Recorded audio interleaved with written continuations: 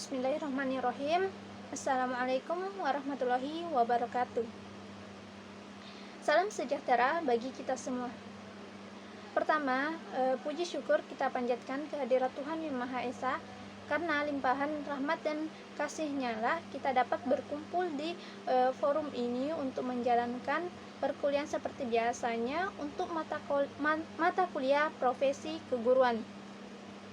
Kedua, sholawat serta salam tak lupa kita kirimkan ke junjungan Nabi besar kita, yaitu Nabi Muhammad SAW beserta keluarganya. Yang terhormat Ibu Prof. Jokebet dan Ibu Nur Hijrah sebagai dosen mata kuliah profesi keguruan, dan teman-temanku yang sekalian yang berbahagia.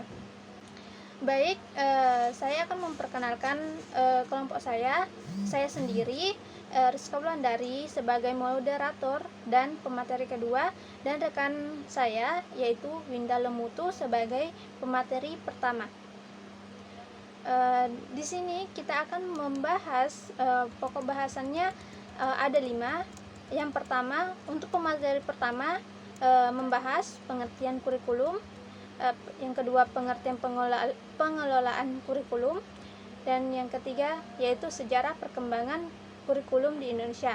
Sedangkan untuk pemateri kedua, yaitu saya sendiri, saya akan membawakan materi yang berjudul prinsip dan fungsi pengelolaan kurikulum dan komponen tujuan. Baik, langsung saja saya persilahkan untuk pemateri pertama, Winda Lemutu, untuk memaparkan makalah dari kelompok 11.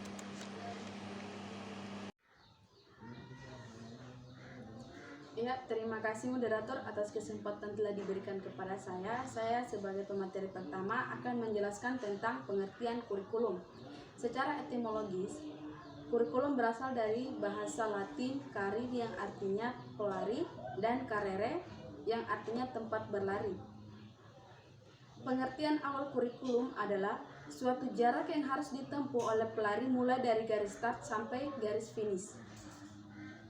Dengan demikian, istilah kurikulum pada awalnya berasal dari dunia olahraga pada zaman Romawi kuno di Yunani, dan kemudian diadopsi dalam dunia pendidikan. Pengertian tersebut kemudian digunakan dalam dunia pendidikan dengan pengertian sebagai rencana dan pengaturan tentang sejumlah mata pelajaran yang harus dipelajari oleh pelajar. Kurikulum merupakan suatu komponen yang sangat penting dalam penyelenggaraan pendidikan. Kurikulum juga digunakan sebagai acuan penyelenggaraan pendidikan dan sekaligus indikator mutu pendidikan. Indonesia tercatat 5 kali merevisi kurikulum pendidikan dasar dan menengah. Revisi kurikulum tersebut bertujuan untuk mewujudkan kurikulum yang sesuai dengan tuntutan dan kebutuhan masyarakat, guna mengantisipasi perkembangan zaman serta memberikan acuan bagi penyelenggaraan pembelajaran di suatu pendidikan.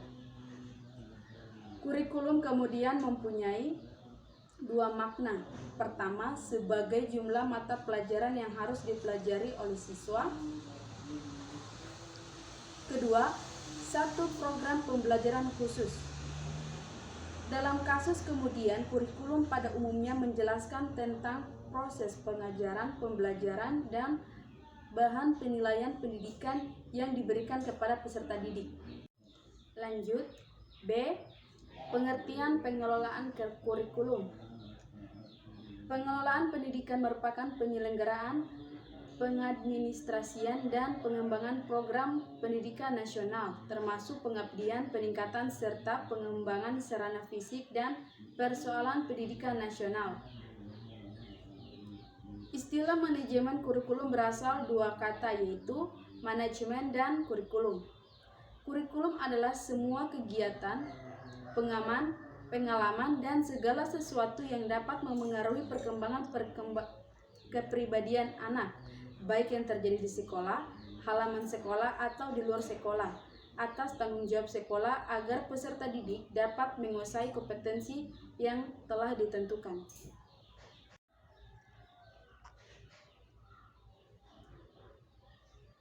Lanjut, C. Sejarah perkembangan kurikulum di Indonesia.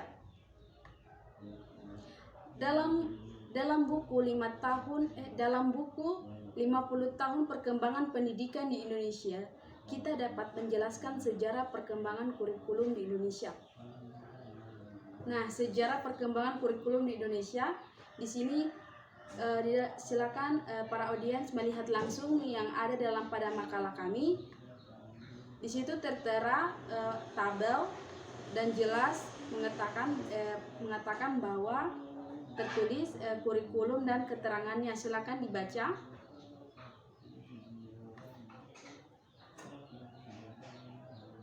Jadi di Indonesia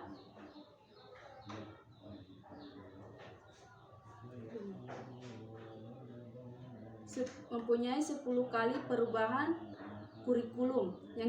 Yang sekarang yang kita gunakan adalah kurikulum tingkat satuan pendidikan atau lebih singkatnya lagi kurikulum KTSP. Nah, dari tabel tersebut, sejarah perkembangan kurikulum di Indonesia dapatlah kita ambil dua kesimpulan umum. Pertama, perubahan kurikulum dari waktu ke waktu sebenarnya bukan seperti persepsi publik atau diganti pemateri ganti kurikulum. Karena beberapa perubahan kurikulum tersebut memang sebagai konsekuensi dan perubahan undang-undang tentang sistem pendidikan nasional. Itulah yang dapat saya sampaikan pada pemaparan kali ini. Selanjutnya saya serahkan kepada moderator. Terima kasih. Baik, saya akan melanjutkan materi dari rekan saya, yaitu prinsip dan fungsi pengelolaan kurikulum. Yang pertama, prinsip yang pertama yaitu produktivitas. Hal yang akan diperoleh dalam kurikulum merupakan aspek yang harus dipertimbangkan dalam manajemen kurikulum. Pertimbangan bagaimana agar peserta didik dapat mencapai hasil belajar sesuai dengan tujuan kurikulum harus menjadi sasaran dan dalam manajemen kurikulum. Yang kedua yaitu demokratisasi,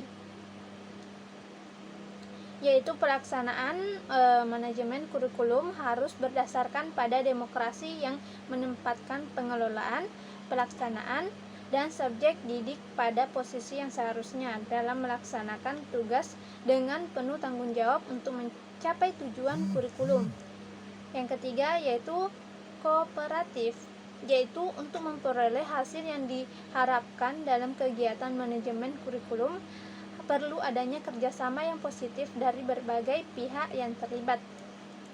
Yang selanjutnya yaitu efektivitas dan efisiensi, yaitu rangkaian kegiatan manajemen kurikulum harus mempertimbangkan efektivitas dan efisiensi untuk mencapai tujuan kurikulum, sehingga kegiatan manajemen kurikulum tersebut memberikan hasil yang berguna dengan biaya, tenaga, dan waktu yang relatif singkat. Yang keempat yaitu mengarahkan visi, misi, dan tujuan yang ditetapkan dalam kurikulum. Proses manajemen kurikulum harus dapat memperkuat dan mengarahkan visi, misi, dan tujuan kurikulum. Selain prinsip-prinsip tersebut juga perlu mempertimbangkan kebijaksanaan pemerintah maupun Departemen Pendidikan Nasional, seperti UU SPN nomor 20 tahun 2003, Kurikulum Pola Nasional, Pedoman Penyelenggaraan Program, Kebijaksanaan Penerapan Manajemen Berbasis Sekolah, Kebijaksanaan Penerapan Kurikulum Tingkat Satuan Pendidikan atau KTSP, keputusan dan peraturan pemerintah yang berhubungan dengan lembaga pendidikan atau jenjang atau jenis sekolah yang bersangkutan. Dalam proses pendidikan perlu dilaksanakan manajemen kurikulum yang memberikan hasil kurikulum yang lebih efektif, efisien, dan optimal dalam memberdayakan berbagai sumber maupun komponen kurikulum. Adapun beberapa fungsi dari manajemen kurikulum diantaranya: Satu, meningkatkan efisiensi pemanfaatan sumber daya kurikulum. Pemberdayaan sumber maupun komponen kurikulum dapat ditingkatkan melalui pengelolaan yang terencana dan efektif. Yang kedua, meningkatkan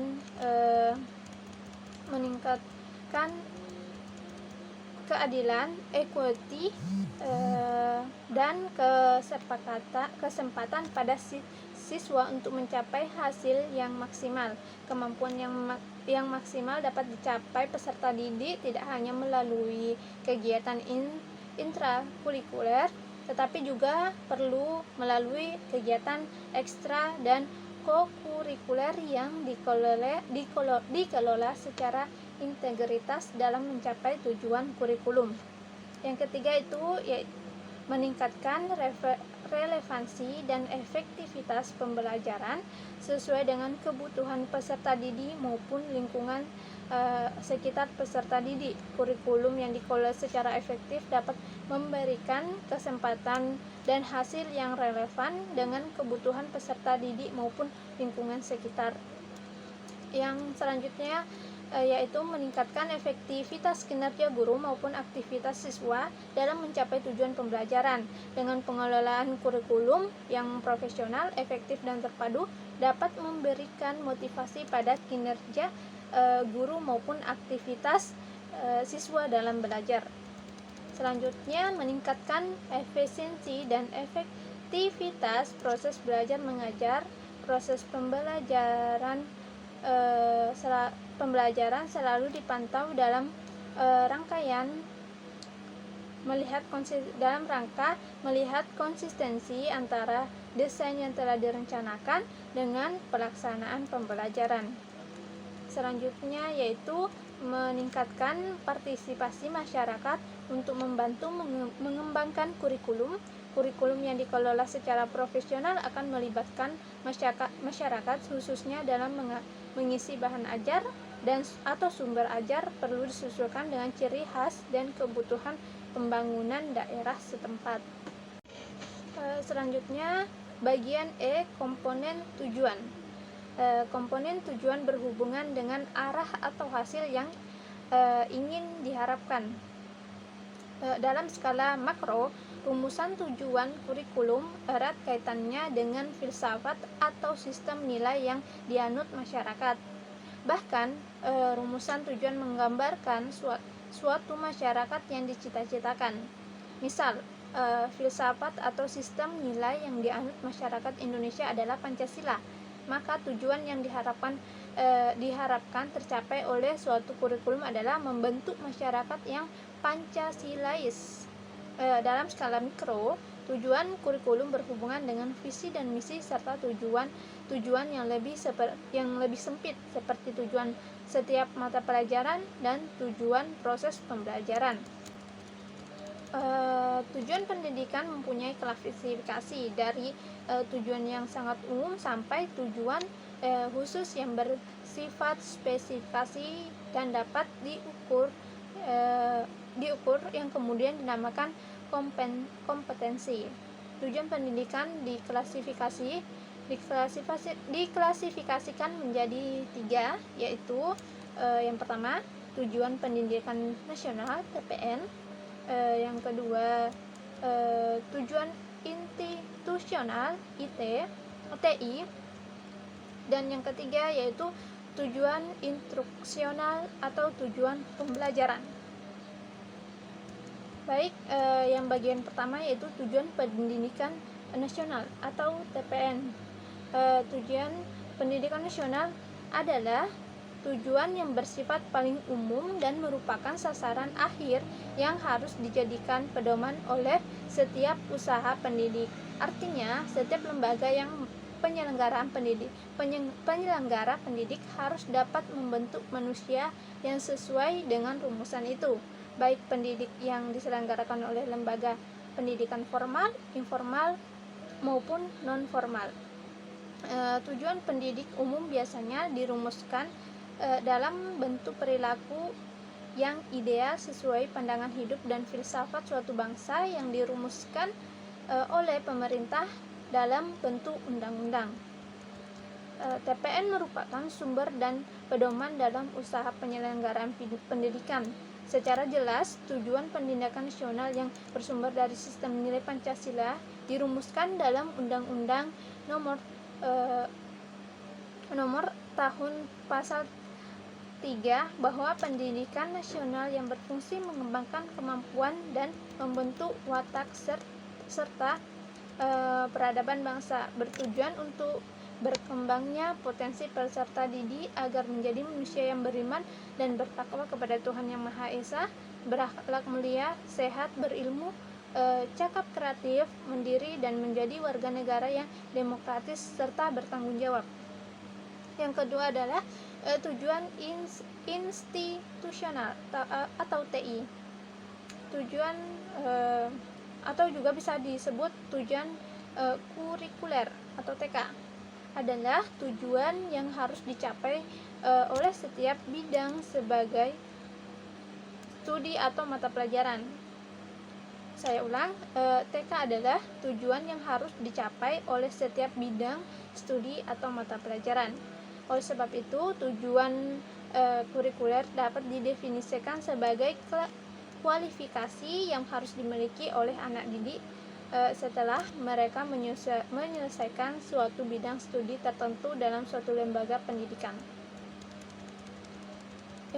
Yang ketiga yaitu tujuan instruksional atau tujuan pembelajaran atau TP, disingkat TP.